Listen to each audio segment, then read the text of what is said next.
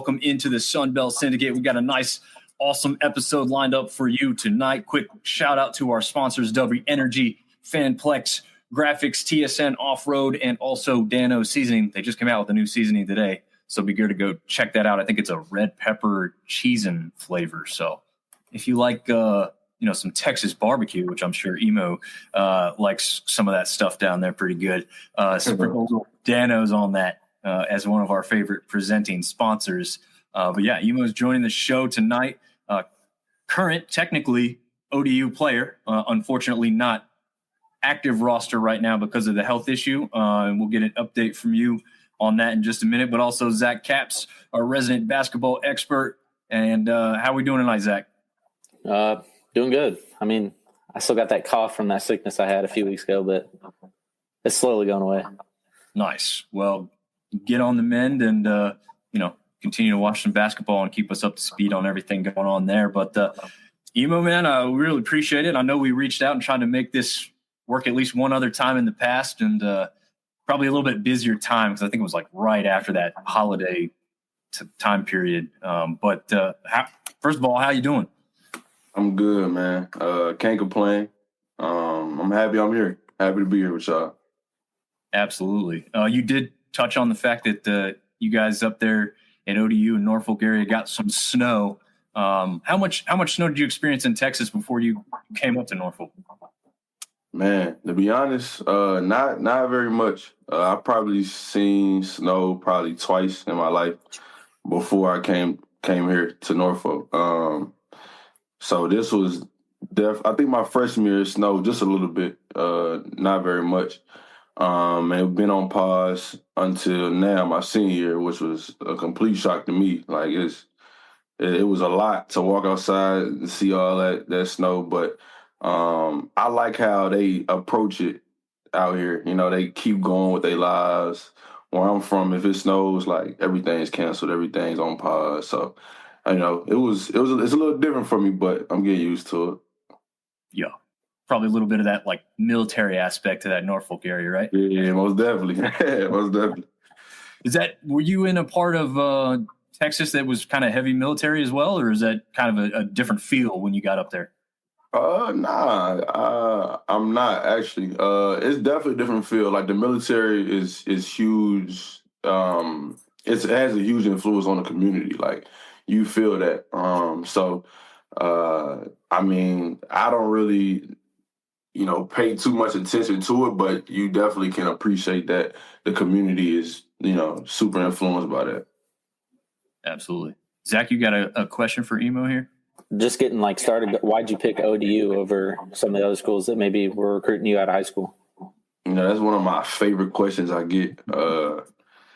So I actually, when I was first getting recruited, my first offer was from North Texas.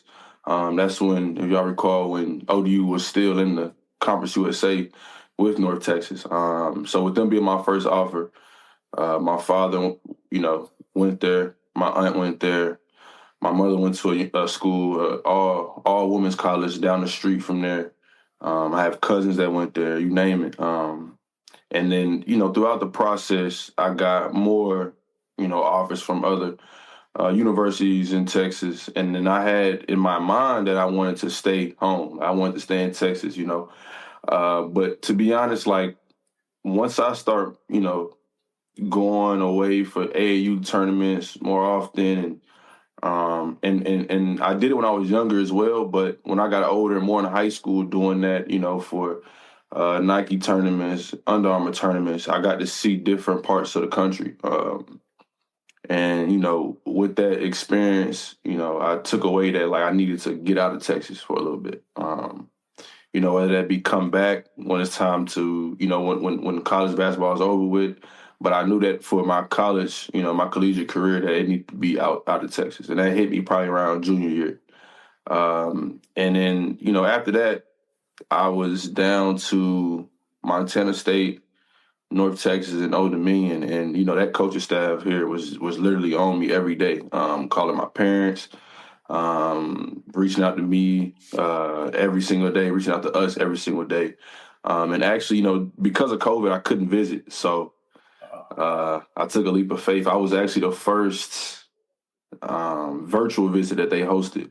So all the coaches got on a golf cart and took me around the ODU campus. It was like an hour and 30-minute long FaceTime call, me and my parents and the coaches.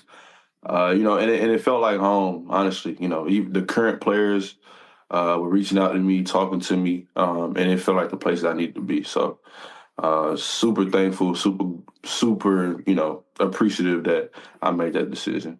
You said you're not a big snow guy. But you said Montana State, if I heard you correctly. What was that? Was that just like the fact that they maybe reached out early, or what was it that maybe drew you, at least for some time, to think about Montana State as a possibility? I think just the play style and the coaching staff. When you're getting recruited by people, right? And like your connection with those people say a lot about the decision you make. You have some universities that reach out to you and it may be you don't feel needed, right? Like from Montana State, I felt needed. So that's why they were in huge consideration. But ultimately, like, I didn't know much about Montana. I mean, I really didn't know much about Virginia as well, but I knew a little bit more about Virginia. So, yeah. No, that makes sense. Montana would be quite the haul for people to come see you play and everything else. Right, I mean, right. Sure, Virginia's not all that easy from Texas either, but Yeah. probably slightly easier, at least because of that winter aspect, with basketball being such a winter sport. Right. Technically, you could drive if you really needed to. I'm sure that's it. Did you drive when you went to school, or did you fly up? Actually? Absolutely not. I've never driven from Texas to Virginia, from Virginia to Texas. I will never do it. It's Smart man. About 20-hour drive. So I hop on that flight. Nice. Very nice. How often do you get to go home then whether it's season or not season? I mean, is this something you only get to do like twice a year, or are you getting to go home a little more often?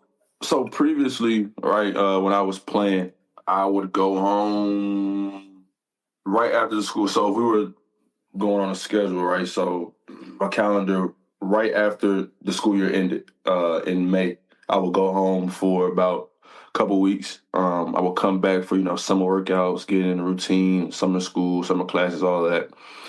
I would be here for a couple months and I would go back home again. And when that last summer session ended around August for about 3 weeks, come back when school starts. So that's twice already. We would start the season. That's when I don't go home for a little while. I could go home for Christmas, depending. So that makes 3 times after the season, spring break, 4 times, and that's probably about 4 times. Okay. Yeah, not too bad. So you don't go home for like a long stretch over the summer. You staying up in Norfolk like pretty much throughout most of the year. It depends what you call a long stretch. I mean, I'm used to it. So a long stretch for me is about 2.5 weeks. That's a lot of time at home for me. So from my experiences. So, but that 2.5 weeks go by fast though. So good point. How much, I don't have all the calendars in front of me from your previous years of playing. How many times did you get to go down for a game against Texas State, and how far is that from home? Just once. My freshman year, we were in Conference USA, so we didn't play them. But we were, like I said, in there with North Texas, and that's about 50-minute drive from my hometown. So literally, I had like 40, 50 people at that game my freshman year. Sophomore year, played Texas State one time. Same, had about 30 people come out to that game. That's a little further. That's about three hours away from my hometown. Okay. Last year, did not play Texas State at all. They didn't come to Norfolk either. And yeah, that's been it. And I think this year Texas State comes to us, so I won't be able to get out to Texas State. So. For the most part, my mother, she tries to show up as much as she can. So my parents, they'll make a few games during the season, a few home games. But other than that, Nah, it's really just just Monarch Nation rooting me on. Nice. I like that. And definitely the Monarch is pushing you there too. 'Cause I know Absolutely. they're extremely supportive across the board. Absolutely. Zach, you got another question? I don't want to go too long without you getting to ask something. No, you're fine. I guess another thing, like, just what's your favorite thing about ODU? Just like whether that's like a certain like restaurant on campus or a certain like even just like a dorm hall, like whatever. Just like what's your favorite thing that you've experienced at ODU? Man, that's a good question too. I would say for one, I mean, absolutely top of the list is Monarch Nation. I mean, this fan base is unbelievable. We've had, losing droughts. We've had extreme, winning streaks. We've had it all, injuries, you name it, man. And these fans show up day in, day out. And you really don't get a good appreciation for it until you go to other universities. Though, not a knock to any people that we play or any teams that, I've seen, but, you look around and you expect so much energy and a big crowd, and, it's just not the same as Monarch Nation. And truth be told, man, we lead the conference in fan attendance every single season. So, and now whether that be when we were in Conference USA to now the Sun Belt, the energy and the positivity that you get from these fans is truly incredible. For me, I know that, I've gotten to a point where, I not only want to win for myself, for my team, for my coaches, but, I want to win for this community. And I know how much, the basketball scene means to them. So I try to, explain that to my current teammates now, guys, whether they're freshmen in there or they're transfers, I try to let them know, like, this is not your typical, this is not the average. So really appreciate this. So I would say absolutely our fan base, Monarch Nation. And then two, I would say I like campus too. I like campus. Campus, it's a neat setup. You're spaced out enough, but nothing's too far away. You have good food spots. You have I have my own gym that I could work out in, but if I were a regular student who wasn't on a team, we have a great workout facilities and all that. So I think campus is very, very neat, something to brag on as well. So absolutely. Nice. I just saw a kid essentially not fall in, but he looked like he could have at any moment. There was some kind of pond or some kind of body of water close or on campus, and this kid was traversing it, and I think it was like an ODU bar stool or whatever. And I was like, this kid's going in. You know what I mean? You see the start of that video, like, this kid's going in. And he made it all the way across. Give him full credit. He was careful. I have no idea which part of campus that was in, right? Because it's all snow covered at that moment. But that's Monarch power for you, man. We got hidden talents. Absolutely. Yeah, but like you said, definitely a shout out to Monarch Nation. Like you said, they are filling that gym up no matter what the outcome of the game is, no matter what the record is. And we've seen a couple other teams go to the tournament from the Sun Belt, and ODU still eclipses them in average attendance for the season, which is just insane, right? They always say, well, you have to win to get people to come. ODU fans don't seem – I mean, obviously they care, but ODU fans don't seem to wither from the fact that, like, oh, it's a rough stretch, but we're still here. It's absolutely phenomenal because you think about some of these teams down in the further south that are typically warmer during the winter. There's really no excuse not to go, right? I mean, why not? Norfolk's not all that warm. It's not like it's easier in Norfolk to go to a basketball game when it's 20 degrees. Right, absolutely, so, yeah. And absolutely. I think it's super fun when you get to a point where you get a connection with those fans. Like I know exactly where this man's going to sit every game. I know this lady's going to come and greet me during the warm-ups. I know, if we get rowdy and they go on the dance cam, I can look up there. I know that they're going to put the camera on this guy every game.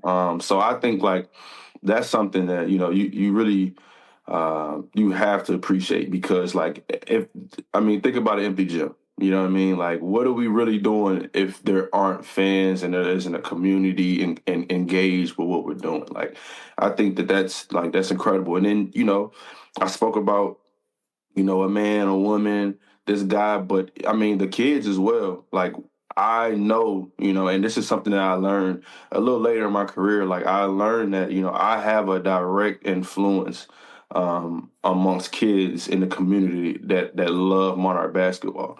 And when you see those faces, man, and how lit up they are after a win, and I get to grab one or two of them and bring them back to the locker room and just show them, like, this is what we do. This is the vibes that Monarch basketball has, and this is our facilities, man. Like, seeing those faces is priceless. So, Monarch Nation, I don't have anything negative to say about.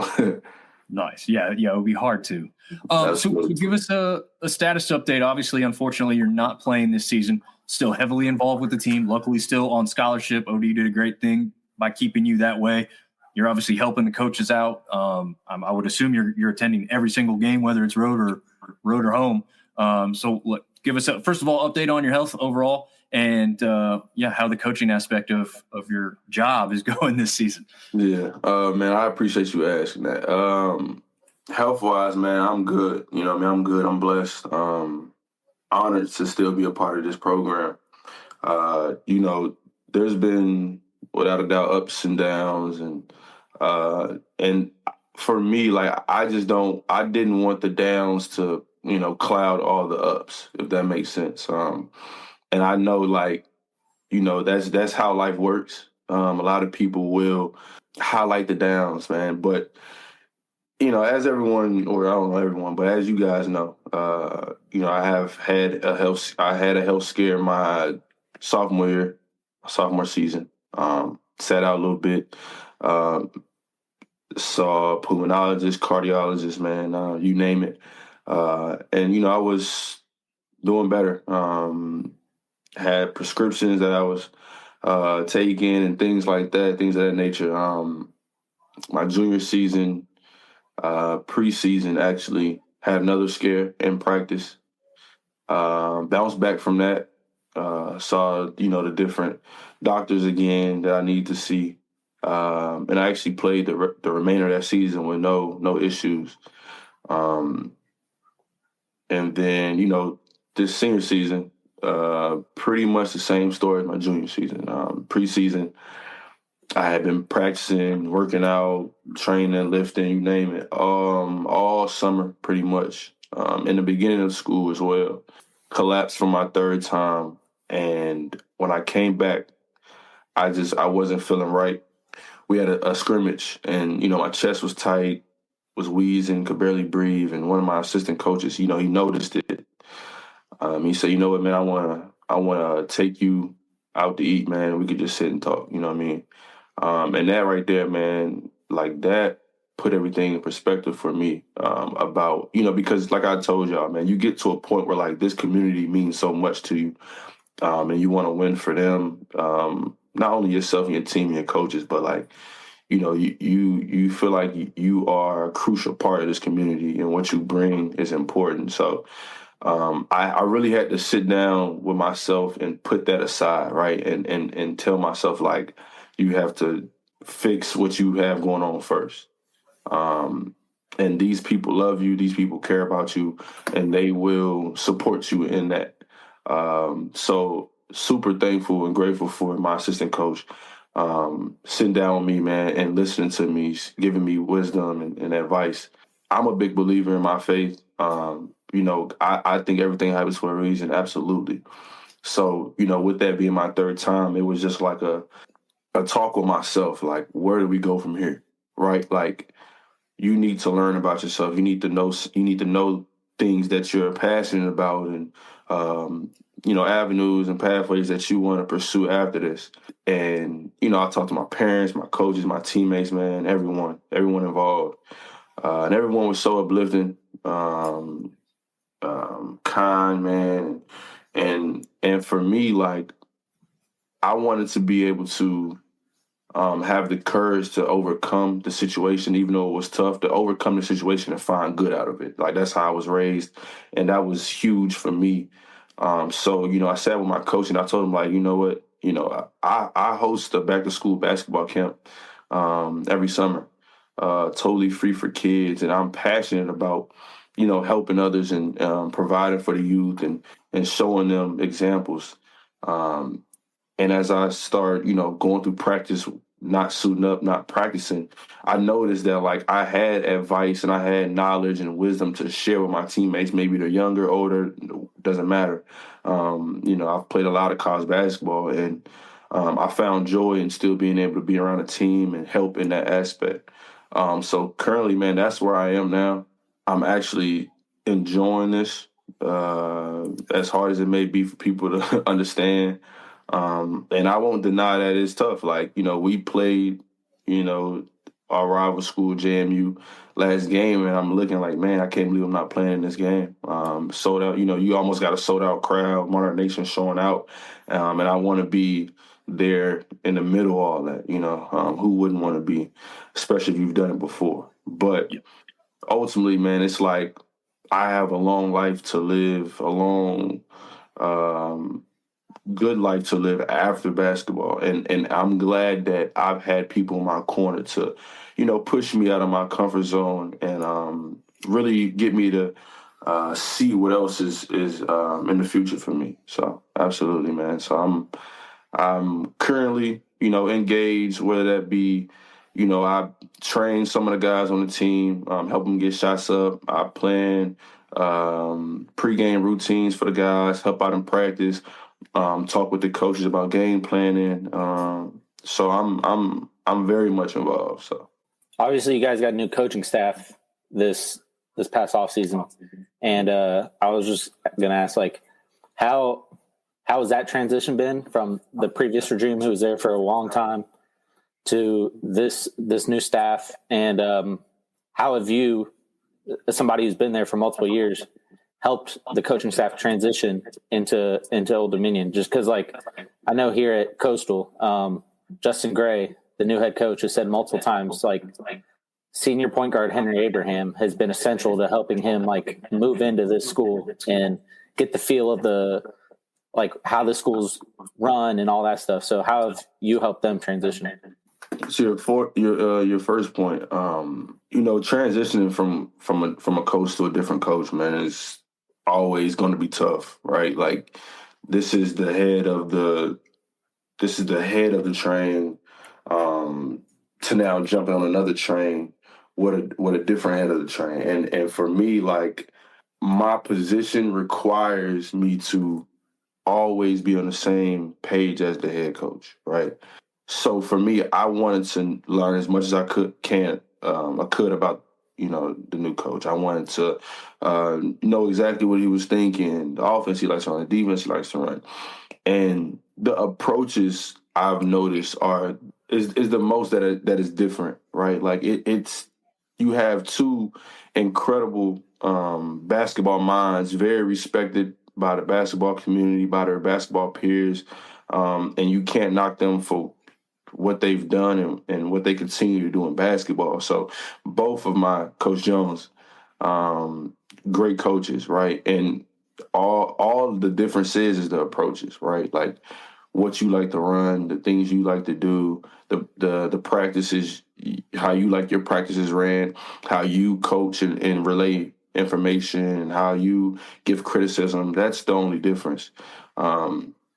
So, like, once I understood that, like, I understood, okay, like, I know how to work with the new coach, right? And he was super encouraging of me, of my leadership, of me progressing and improving. Even now that I'm not playing, like, he still, wants to talk with me and wants to know what I see on the court.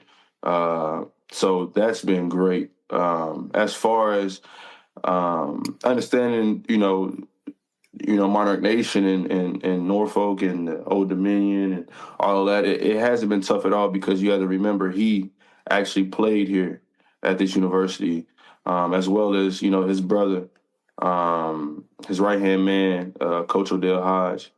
They were together here in the same uniform that I played in. So they understand what's at stake. Like, they understand how much basketball influences this community. So that I appreciate, right? Like, if it was someone else that didn't understand it like I did, I could see how that could be frustrating, right? But for someone who knows, like, when that ball is in the air, being tipped off, like, the energy that this community will feed off of, like, that right there was self-explanatory. And you can hear them talk about, their stories when they once wore this jersey. And you talk about, how fun it was and the energy that the crowd had and what this community meant to them. And you truly understand it, right? Like, you understand, like, this is not just an experience that I have, but I have, two coaches that once played in the same jersey, once played in front of these same fans. And I also have, a brother of mine that is now on the coaching staff as well that I played with, Jason Wade. So now you have 4 guys that are at the head of your team that understand what that name in front of that jersey means. So that's huge, to be able to feed off that energy. Probably run its course now. But how fun was it when you had the head coach coming in called Mike Jones? Like, the rapper, the whole thing. I know, the Monarchists and the fan base were having a lot of fun with it when it was first announced. I mean, did you guys get, like, at least a little kick out of it or give him a hard time when you first came on board or something? So, I'm not from the area, right? So a lot of things I don't have the knowledge of. So when I first heard, the name, I'm like, y'all joking? Like, who's getting a job? Like, who? And then, no joke, I literally looked them up, and I'm like, okay, like, he's the real deal. You know what I'm saying? They're not joking. But no, it was definitely funny, man. It was definitely funny. It's grown on me now, so, like, I don't even think about it no more. But, like, at the time, like, it was definitely funny to me, to my teammates that are from the area. Not really, because they've known him. He's from the area, but, like, for me, it was like, who'd y'all say got the job? You know what I mean? Like, I'm even looking at ESPN like, it's not April 1st, is it? Like, it's not. This ain't a joke, is it? Yeah, you're like, hey, I know that guy's phone number by heart because I used to rap about it when I was on the phone with him. I got to give, like you said, at this point, you had to figure it's kind of run its course, but needed to know if you guys had a little fun with that off the start. Absolutely. So you talked about the coaching aspect. You got a lot of jerseys behind you. You've played a lot of ball. Mm-hmm. Obviously, your first and foremost thing would probably be to continue playing as long as you can, but is there also now an aspect that you're like, man, I really enjoy this coaching. I might want to go this route sooner rather than later, or stick around at ODU for as long as they have me, or maybe look back in the Texas area for a coaching gig. Is that something you're thinking about now at this point? Absolutely, yeah. But I wouldn't even say just the coaching aspect of it. Like, for me, it's just expanding myself past being a basketball player, like, whatever that looks like, right? And I think, like, this is the quickest and most efficient way that I could have done that, because it's literally, like, in my nature, right, is to be around the game of basketball. But, like, whatever it could have been, like, I could have been introduced to accounting, and I really enjoyed doing that. And, like, for me, it's like, okay, I don't play basketball anymore necessarily, but I found that I really like accounting, right? Like, it could be whatever it is. It's just knowing that a future after playing the game, I have different passions. I have other things that I need to, expand myself in. Like, if I'm being honest, when I was growing up, if it wasn't about basketball, like, I just didn't want to do it, if I'm being honest. Like, my parents would tell you, like, if it wasn't about basketball, like, Imo's probably not going to want to do it. So, like, with that mindset, all the way up until you're 21, it's like, once you find things outside of that, like, it's definitely a joy.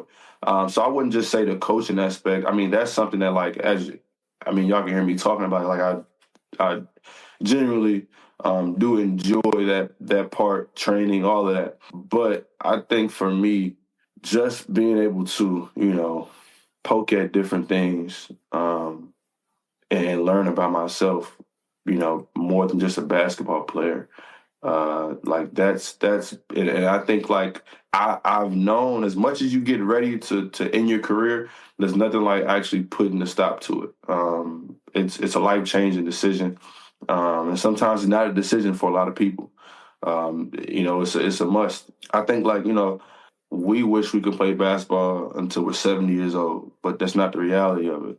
And I know guys who reach later times in their lives, later 20s, sometimes after 30s, where they finally quit playing and they're literally lost and they don't know what to do next. And I'm grateful that I won't be in that position now that I've had to go through this.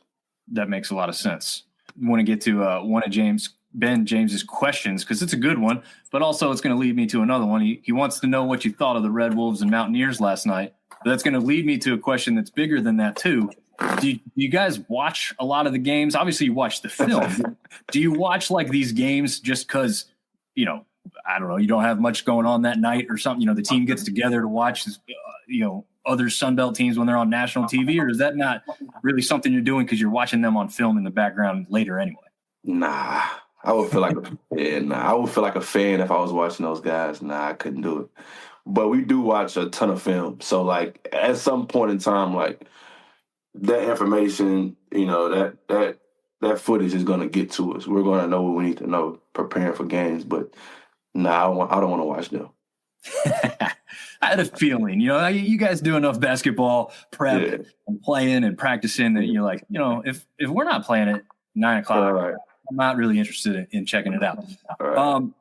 A couple things have changed since you've really come into college basketball too. You've got now a bigger transfer portal, NIL, a collective aspect. Is there middle intricacies or maybe big changes that you've seen personally that, obviously we've seen our conference get kind of picked apart with some of the better talent kind of being pulled up, which is great for them, good for their families, hopefully still good for their development. But, other than those type of things that are a little bit more obvious, are you seeing like little things that you're noticing that really are different from when you came in?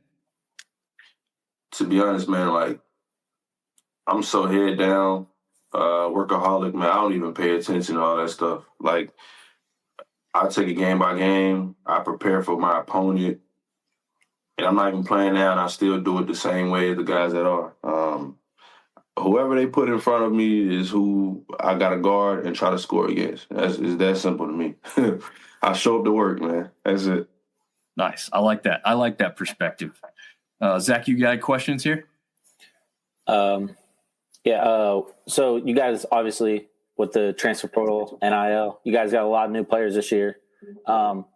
Who's maybe one guy that kind of like surprised you a little bit? Maybe like the very first day of practice, you were like, oh, maybe this guy isn't going to be as big of part of the team as maybe I think. And now he's like jumping out as like, this guy's been great for us this year. It's a great question.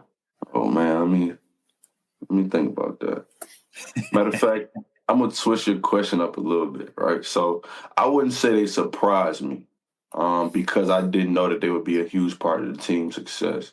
I would say they surprised me just because they would surprise anybody. Like Stephon Walker, like his intensity, like he's a type guy, like you don't need to run any plays for him, but he'll have 15 points. Like, you know what I mean? He's going to have 10 rebounds, 12 rebounds, 15 points. And you look at the stat sheet like dang, like I didn't even know he had all that, you know what I mean? And he's the type of guy, like, you can appreciate because you love to play with him, but hate to play against him.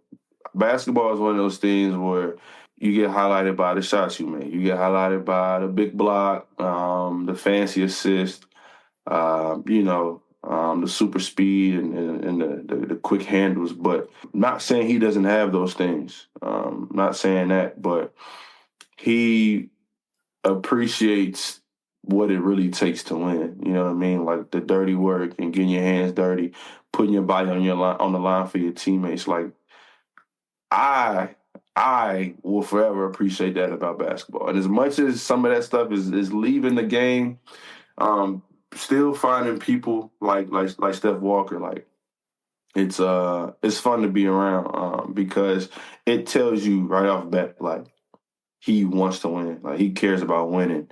And to be honest, that's the reason why I do this. Like, if I had to play basketball, but every game was a tie, I wouldn't play.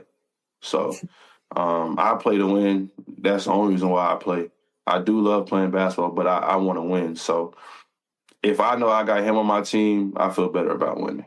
Great answer. I like that one. Something that's a little bit more under the radar there. You led the team in free throw percentage last season. So are you focusing on these guys and getting them right at the free throw stripe?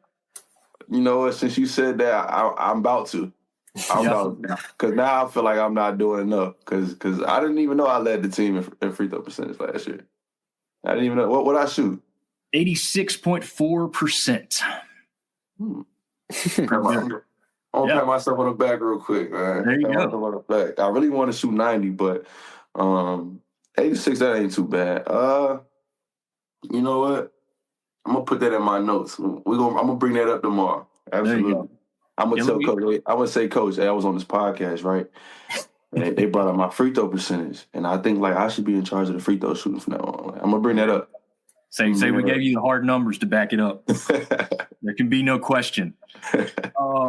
Zach, you got any more questions? I got one more that I really want to know an answer to. It's a softball one probably, but Zach, I want to give you an opportunity if you got anything burning that you want to ask.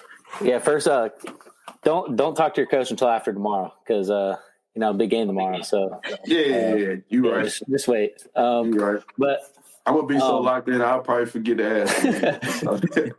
So you guys kind of got off to a rough start this season, but conference play started and you guys are starting to roll a little bit. I know the last few games haven't been as special as the start, especially, but what have you seen like growth wise in the team this year?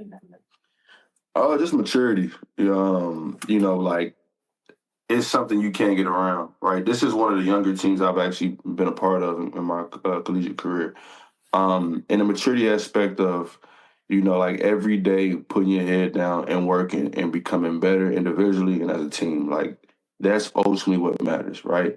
And to me, right, I've had a high school coach who used to tell me, Coach May, he used to tell me, search for the perfect game, right?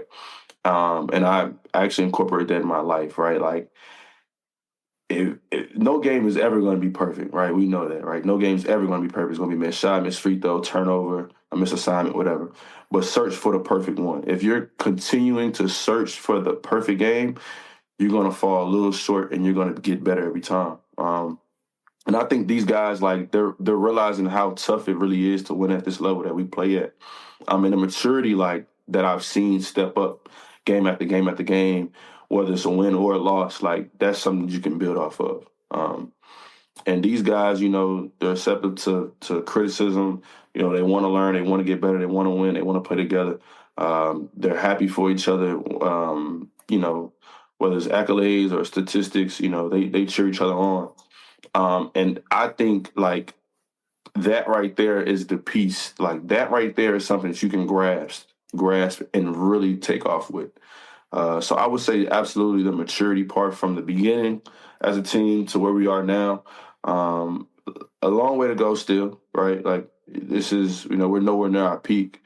And we don't want to be at this point, right? We don't want to start playing our best basketball until, late February, honestly, in March, right?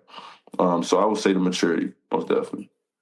Nice. Well, so this is a good segue into my question. You don't necessarily want to play your best basketball right now. So my last question for you is the bracket for the Sun Belt Conference Tournament. Everybody makes it. Doesn't matter where you end up in the season. So everyone's got equal shot. I do the air quotes there for a reason because it's all a hell of a climb from the bottom to the top in that one. But, you could go on a run there. Obviously, it's too early to even say you're going to be anywhere near the bottom.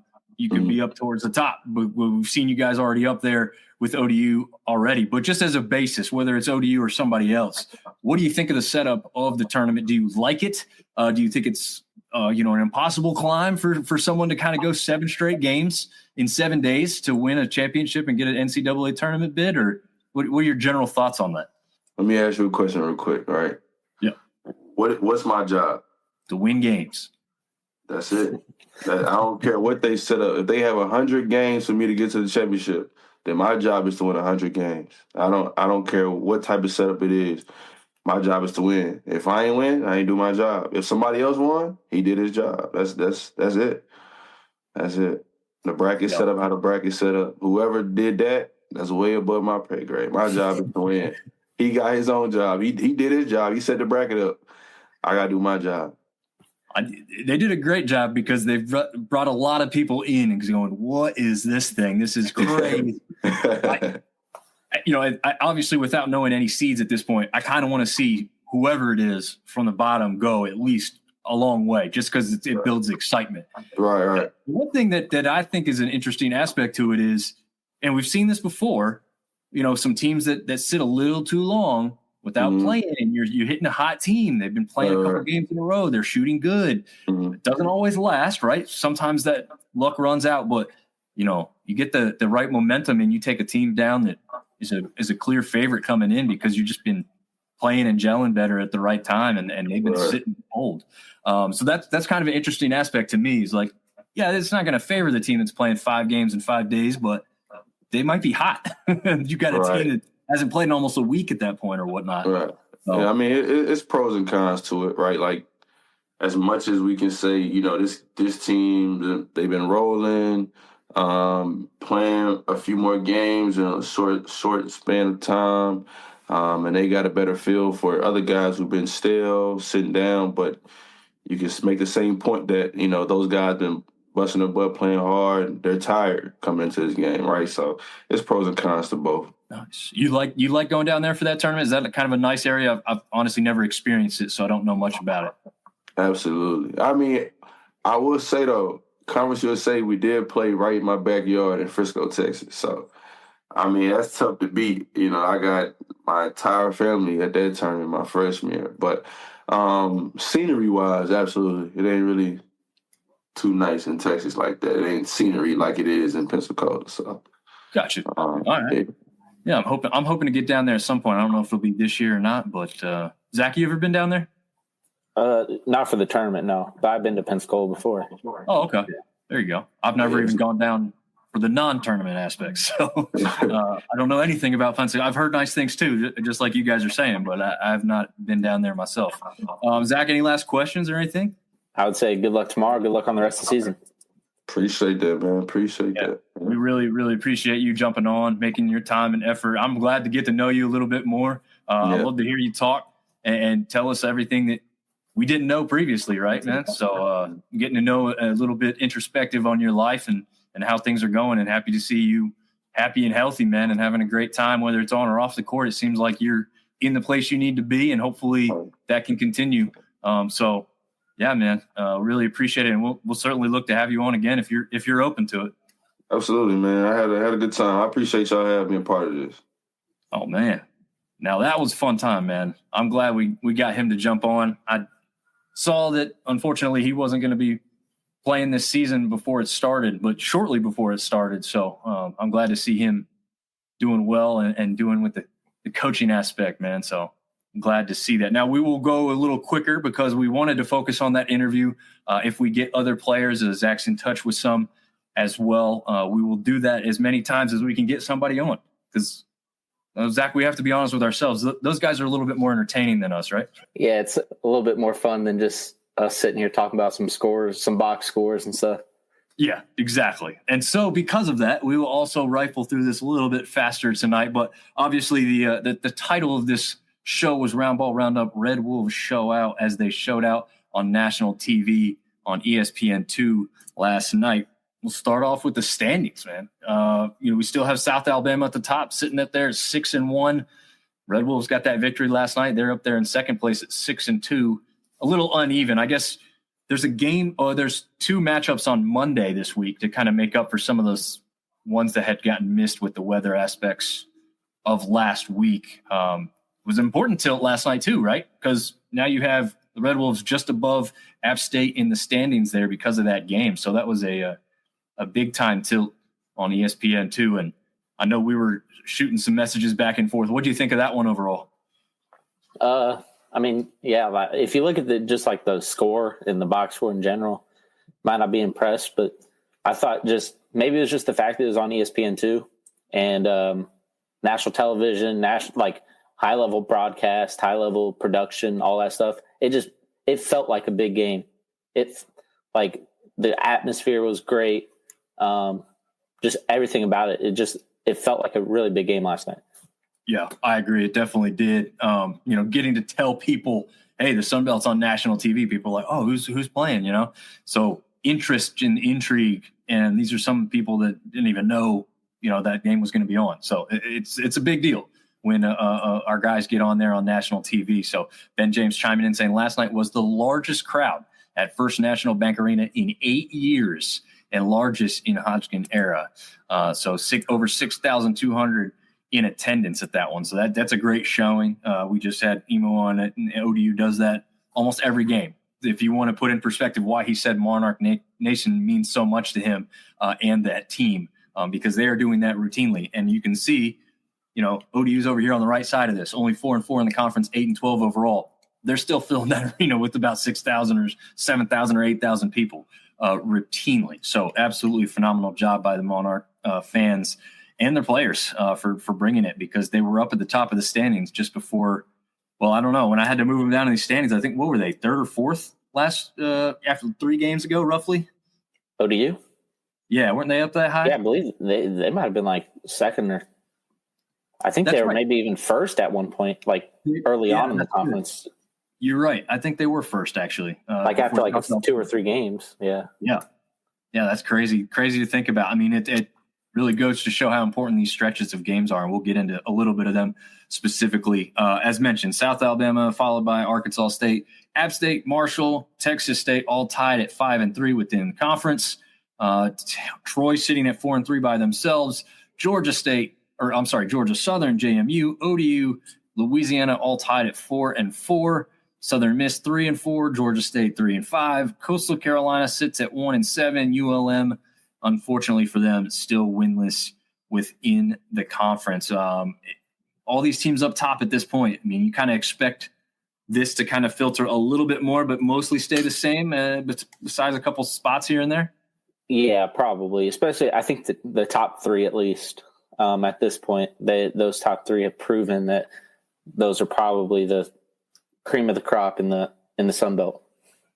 I agree. I think right now, a little bit consistency, like you said, that game last night wasn't necessarily going to light up a scoreboard or light up people's thought processes on how good these teams are when you see that final score, both below 60 points. No. Well, Arkansas State exceeded 65 or right at 65. So, but not a high scoring game, but that just goes to show some of the defense in this.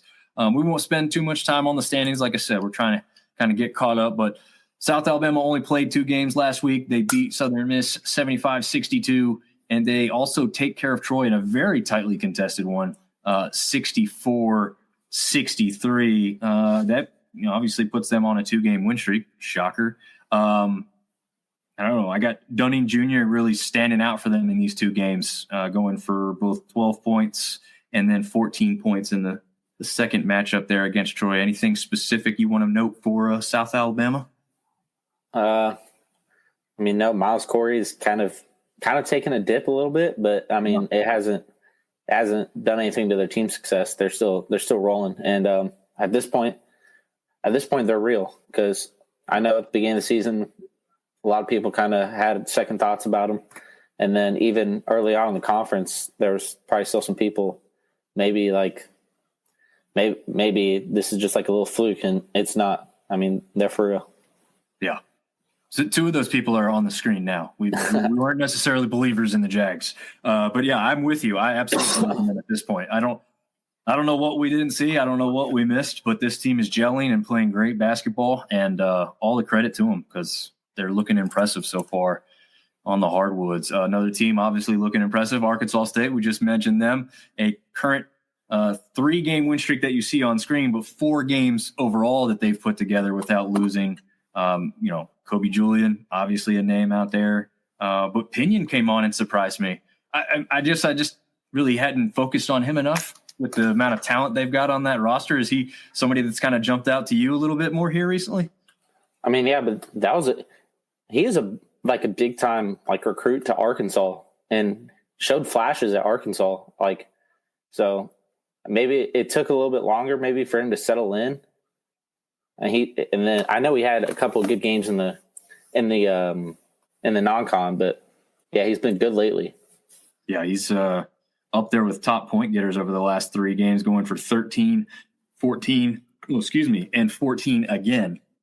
And a couple of those big 3-pointers in that nationally televised game meant a lot to the Red Wolves in that one. So A++ for what they've been able to do. App State goes just 2-1 since the last time we checked in on them. But again, that one lone loss comes to Arkansas State that we talked about last night. But they did get by ODU rather easily, and they got by JMU 58-50 in that one. Is that the right score? I feel like that was a bigger gap than that.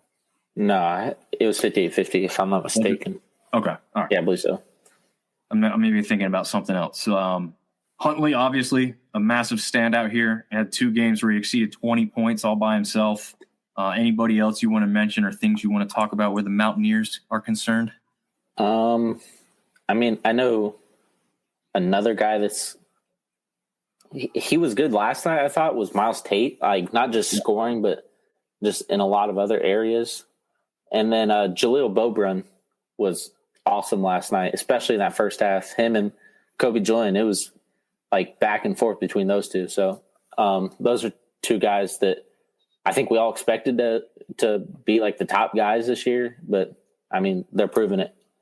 Yeah, I was really impressed with the physicality of Bobrun because I don't feel like – yeah, they had the big guy last year who was the big shot blocker, of course, but I don't feel like they had the physicality that Bobrun can bring. I mean, he's not uber consistent just yet, I'd say. There's stretches where I feel like he's a little less noticeable, but when he is noticeable, watch out. I mean, he slammed that one home last night.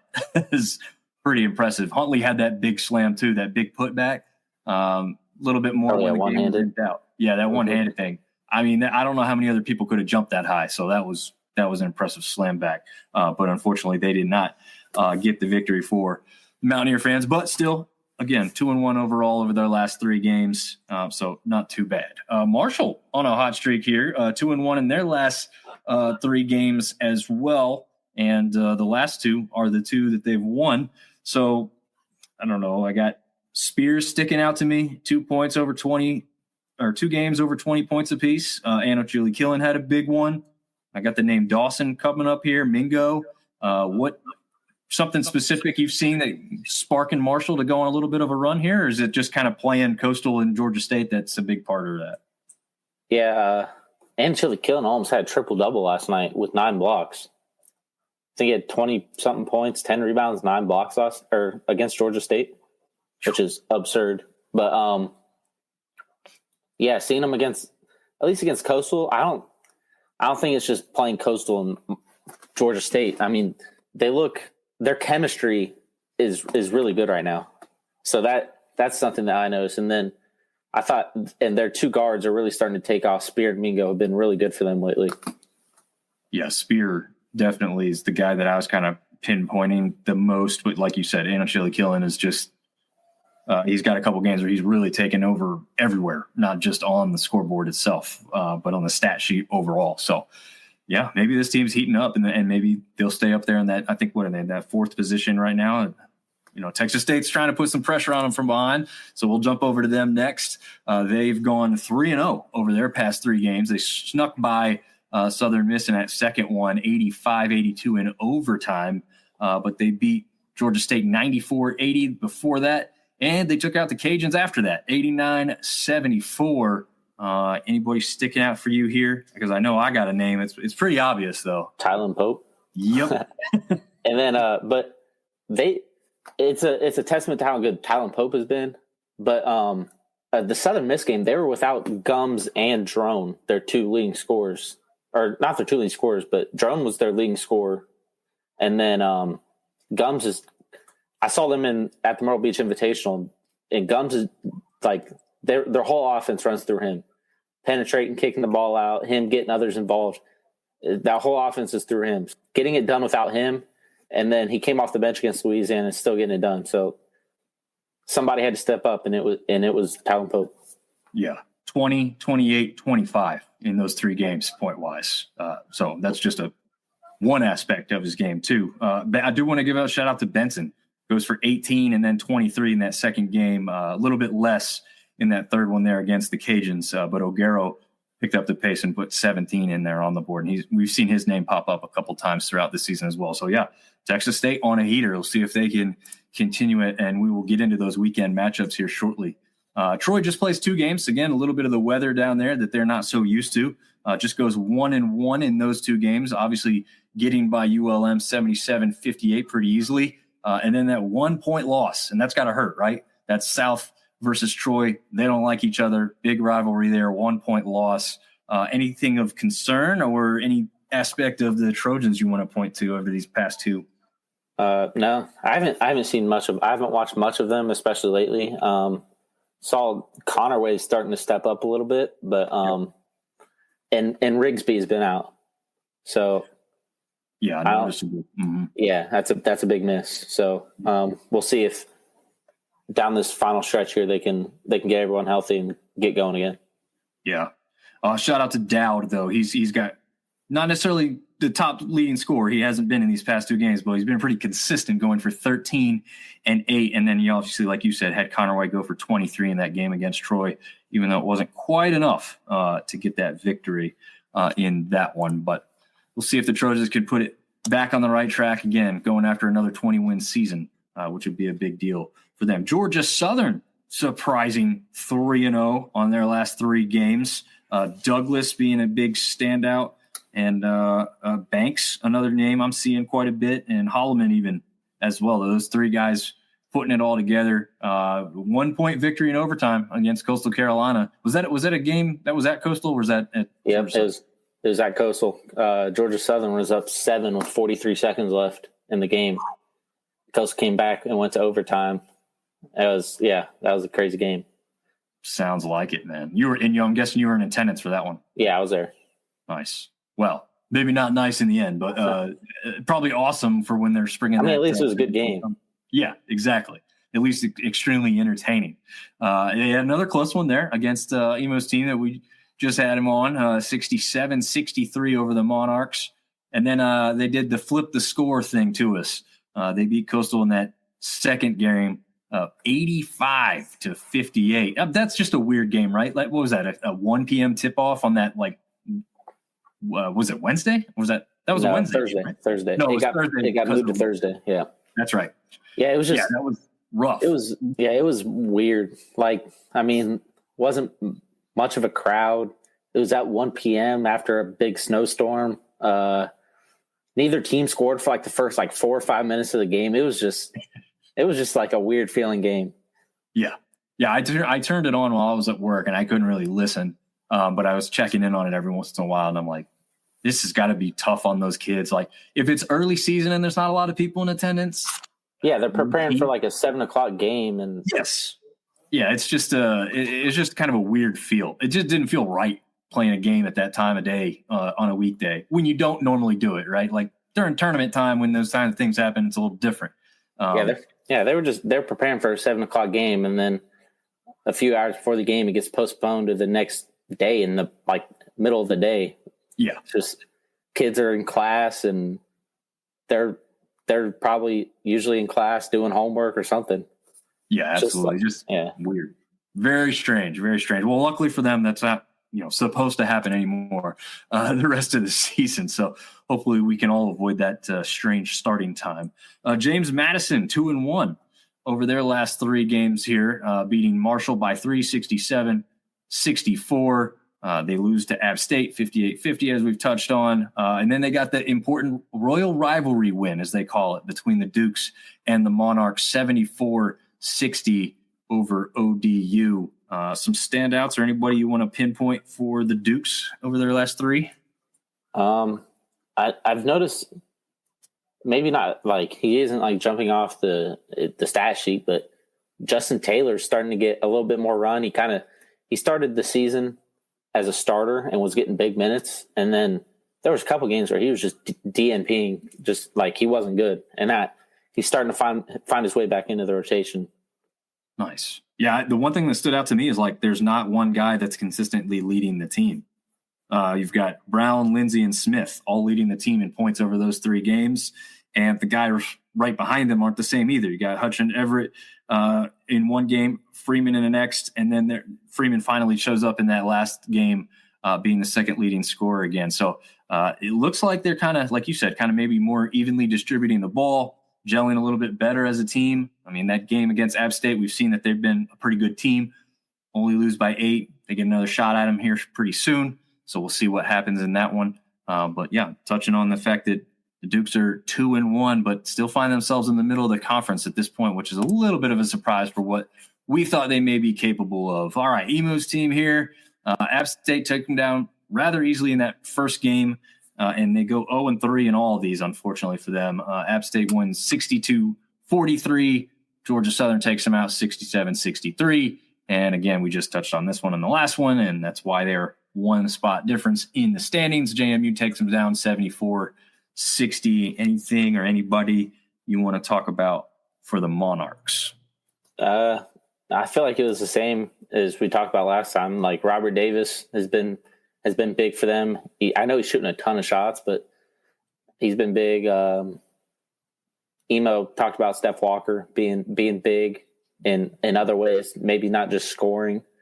And then Swanton Roger has been solid the last few games. So yeah, there's some guys that I've noticed. Yeah, and Durr Gordon still getting it done as well, kind of that second leading scorer behind Davis Jr.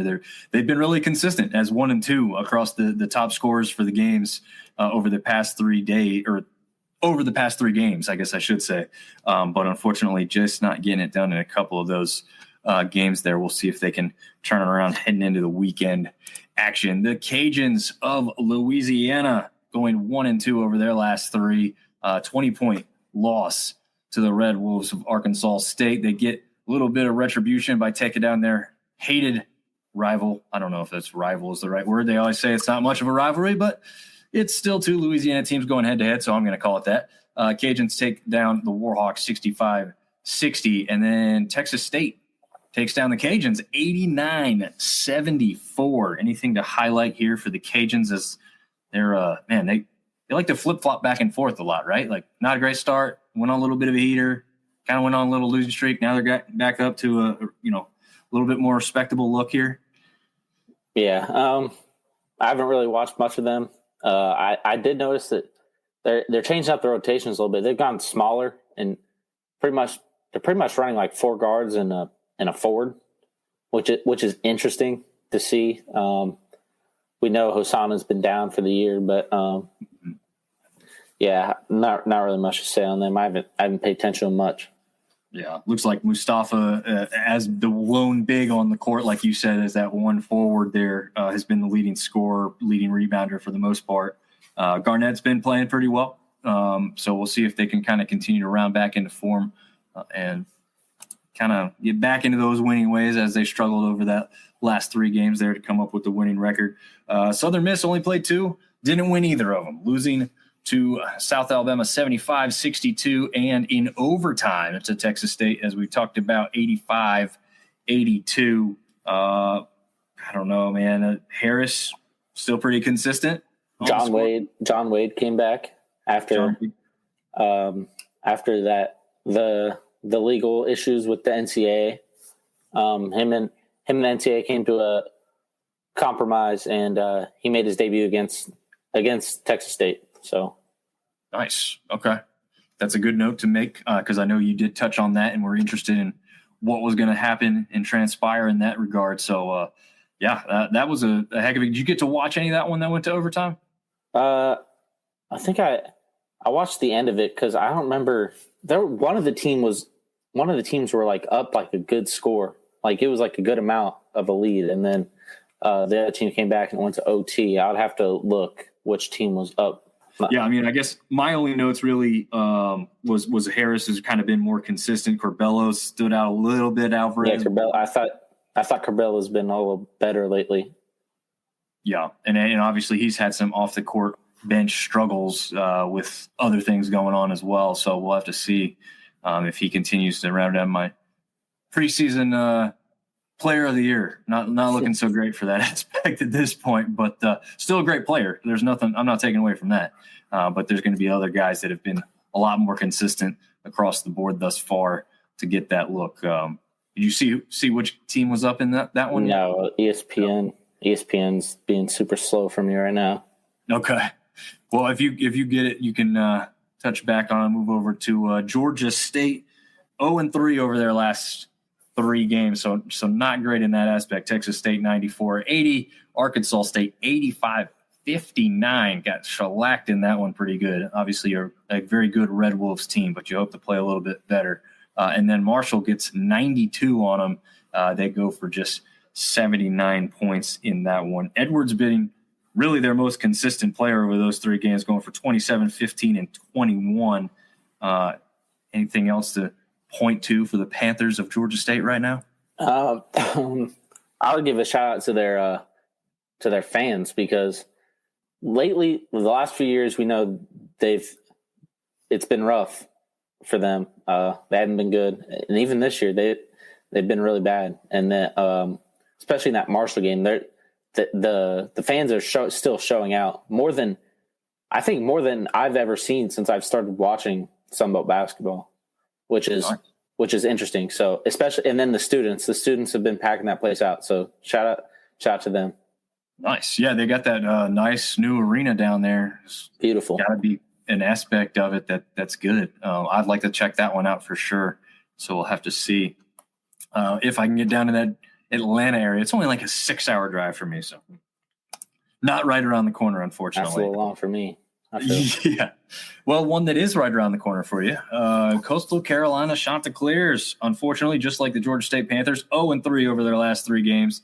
That overtime loss to Georgia Southern, the 77-64 loss to Marshall, and that 85-58 score flip between Georgia Southern again. I mean, I guess at this point you're going to be glad not to see Georgia Southern anymore this year, right? I mean, yeah, I guess so. Based off those scores. I mean, yeah. Maybe, you never know. Might see them again eventually, but that's true. That's a good point. You never know what's going to transpire now with the craziness of the Sun Belt Conference tournament. But anything to talk about for your local team there? I think Jordan Battle has been really good for us lately, and we can't afford to miss a player. Like before the season started, a guy that a lot of people thought was going to be a big piece for this team gets kicked off the team, and then McVicker, who was good for us last year as a freshman. A lot of people thought was going to be a starter. He's redshirting. D.A. Houston is a captain, was projected starter. He hasn't played all year. I think if I had to guess right now, he's probably redshirting, but I don't have confirmation on that. Yeah, so you're down to 9 scholarship guys, I think. No, 10 scholarship guys, and 3 of those are centers. So one of those, and all 3 of them are true centers. They're not like stretch bigs. They're true back to the basket centers. So, yeah, I mean, Mulabea's missed a few games, and all the games he's missed, we've been blown out. So we can't afford to have another guy to go down, especially a non-center. Yeah, that makes sense. I mean, you got to have at least one big. I feel like even if it is a stretch power forward that you're throwing in, you got to have somebody to slow. He's redshirting. Yeah. So we'll see if Coastal can get a little bit more consistency on that healthy player aspect. The Warhawks of ULM are going to round us out, only playing 2 games, 0-2. Not a surprise, as they've lost their last 9 straight games, unfortunately, for the Warhawks. Looks like Bolden, Wilson, Young, Watson are the guys that have kind of come up, but just the normal. You've got the normal names. You've got, unfortunately, a lot of these other teams have a couple players every once in a while at least going for over 20 points, and that's not really where the Warhawks are getting to. And I think that when your depth players aren't getting much off the bench either, you've got to have some superstars getting you a little bit more regularly. It's obviously not going to have to happen every game. But I also wish – I mean, it's Rashard's last year, but I wish – and you're this bad – I wish they would just play some of the younger guys more. Yeah. Just to see what they can do, and maybe you convince them to stay by giving them minutes, even though obviously it's going to be a new staff, well, at least a new head coach. But yeah, I wish they'd go a little bit deeper in the bench and play some of these young guys. Like, you got nothing to lose at this point. Yeah, no, I agree with that. I'd like to see the youth movement too, especially like you said. At this point, the season's lost as far as like a great finish. Or you might as well try something new. Yes, and obviously that hire is going to be huge going into next year. They had a great hire at the football aspect with Coach Vincent taking over and doing what he did in his very first year at ULM. Yeah, just missed out on a bowl game, but I mean, well exceeded the overall wins mark for what a lot of people had thought. Crushed the Vegas odds. Yeah, wasn't there over under like 1.5 or something? Yeah, it was 1.5. So they beat that after their second game. So props to them. Hopefully that type of turnaround can happen for the basketball program. And maybe the Cajun fans don't feel the same way, but most of the rest of us are looking for ULM to improve at least a little bit and be a little bit more. They want everyone. When the floor is raised, that's when these conferences are the best, or just sports in general is when the floor is raised, not necessarily the ceiling. I mean, obviously you want the ceiling to be raised too, but the floor, like conference or the league, is what you want to see the most for growth. Absolutely. And like Michael Jordan famously said, the ceiling is the roof. To this day, I still can't believe he ever fumbled over his words. That I fumble over my words. Hopefully I never sound quite that. Especially in front of that many people. Yeah. Yeah. I mean, somebody who never speaks in front of large groups of people, I could see it better. I mean, but he's Michael Jordan. He's one of the most famous people in the world. Yeah, exactly. Still a great quotable thing to say, though. A lot of fun to have with that one. We got a couple interesting matchups. We also obviously have some ones that aren't as great. That first one there, technically there's 3 that start at 3 Eastern, 2 Central time on ESPN Plus. All games on ESPN Plus this Saturday. App versus ULM. I don't know if I expect much of a contest, right? I mean, App just got beat by the Red Wolves on national TV. I'm assuming they're going to come out a little pissed off and take a little revenge back on the Warhawks, even though the Warhawks are playing at home. I mean, I don't know, is it any kind of trap game to you type of thing, Zach, or you think this one's a App game pretty easily? No, I expect guys like Huntley and Tate to keep playing well and them to get out of there with a comfortable win. Don't disagree at all. Marshall and Georgia Southern, same tip-off time, ESPN Plus as well. I don't know. I don't know what I expect out of this one, right? We just talked about Georgia Southern being 3-0 in their last 3, Marshall being 2-1. So this one probably a little bit hotter of a matchup than I would have thought, a couple days ago. Yeah, 2 teams that came to Coastal last week, so I got to see both of them, and really good guard play by both teams. So that should be fun in the backcourt. Yeah, absolutely. That's one that I'll be keeping an eye on. Hopefully my team in App State is rolling against the Warhawks and I can check out these other 2 games, because those 2 ones I have a little bit more interest with, because that last game there on the screen as we see it, but still at that same time frame, is Texas State versus Arkansas State. We've got number 2 in the conference going up against number 5 currently in the conference. But again, 2 hot teams, both 3-0 over their last 3, and A-State 4-0 over their last 4 overall. Going back a little further than that last week. Is this the matchup of the weekend? Yeah, for sure. Maybe South Alabama Troy is a sneaky good one. That's a good point. But yeah, Texas State probably the hottest team in the conference right now. Even without 2 of their 2 big pieces for them, they're still rolling. And then Arkansas State is presumed favorite of the league still, even though they're second most talented team in the league. So that one should be a fun one. Absolutely. I'm not sure what to expect out of this JMU Georgia State game. Before the season, I would have probably expected a relatively easy Duke's win. But I've seen some stretches where Georgia State can look pretty good. Obviously not great over their last 3 games, where JMU's kind of improving over that. So I would favor the Dukes. Is there anything you think may surprise us and Georgia State stands a better chance in this one, or you agree with the Dukes? I believe Georgia State's at home, right? Yes, that's correct. So, yeah, I think this one will be a good one. If the environment is like it's been the last few games, that should make it better. And then, yeah, I know Georgia State's record or box score isn't the best, but I like watching them play. They're a fun team to watch.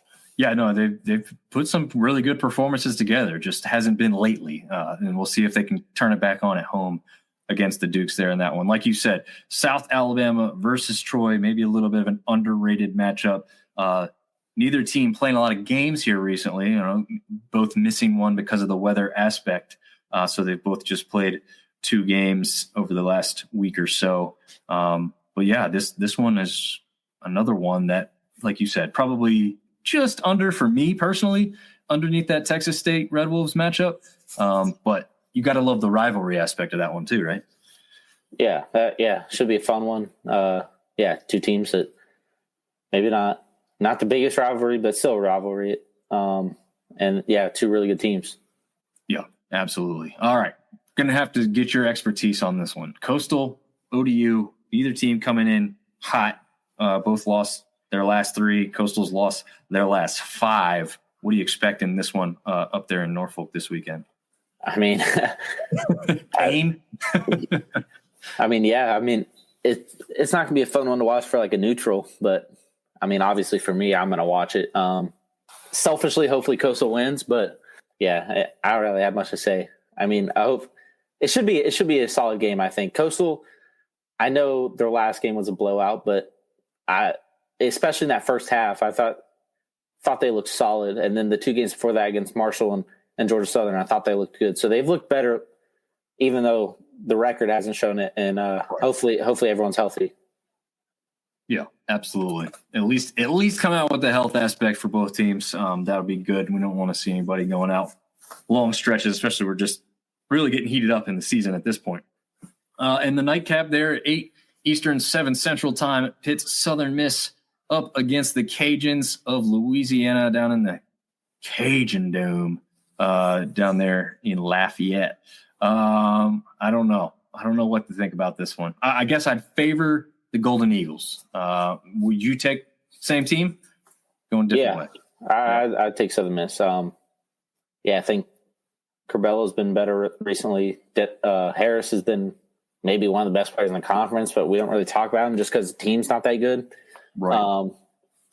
And then, John Wade come back. I'll be interested to see more of him. So that, even though it's maybe not the 2 best teams, it should be still an interesting game for us Sunbelt fans to watch. Yeah, definitely. And I kind of unfortunately, we got those 3 games at the beginning all at the same time. But after that, there's a little bit of a split where you can probably watch the majority of a game before the next one gets started up. So that's kind of a nice aspect. Like 6, 7, 8. You can watch half of each of those games. Yep. And if one's not all that close or all that good early on, you can stay on that one that's going to finish before and all that. Yeah, that's the good part about having ESPN Plus. So if you don't have that, maybe look into it now that you've got less to do outside in this cold weather, and stay inside, watch some Sunbelt hoops, and stay warm. All right, Zach, I believe I grabbed your latest power rankings from week 11. Obviously, you had to do it right this very second. It's probably already different, as we know you do these on Sunday, but looks like there's a little bit of movement. Any last notes? You don't have to run through the whole thing team by team if you don't want to, but anything you want to mention about the movement from when they last were appearing here on the power rankings that you do? No, it looks pretty similar to the standings in general. Yeah. So it's pretty self-explanatory, I think. Maybe there's some teams like maybe you can rank Coastal Carolina below Louisiana just because their conference records, but or you can rank, maybe you can still rank Arkansas State ahead of South Alabama or something like that. But for the most part, it's solid. Yeah. No, I agree. But I didn't even think about that. But it is kind of funny that it's a lot more similar to the actual standings. And I don't think it's been that way. This is kind of that first time that I've really noticed it.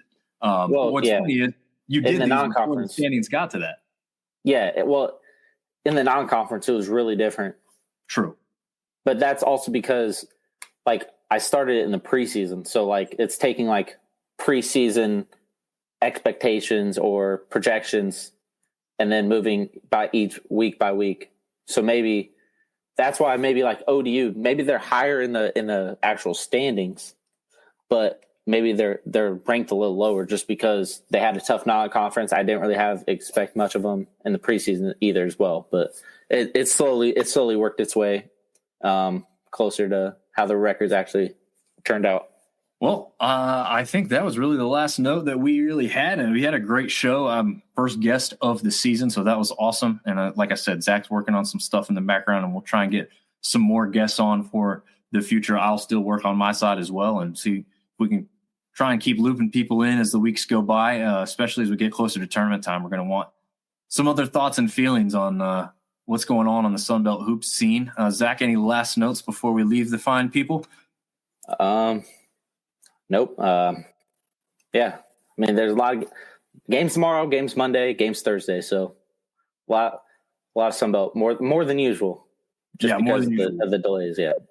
Yeah, absolutely. Yeah, I didn't touch on anything further than Saturday since it's still right around the corner. But yeah, definitely be sure to check out those 2 games on Monday. And until then, we will see you guys next time.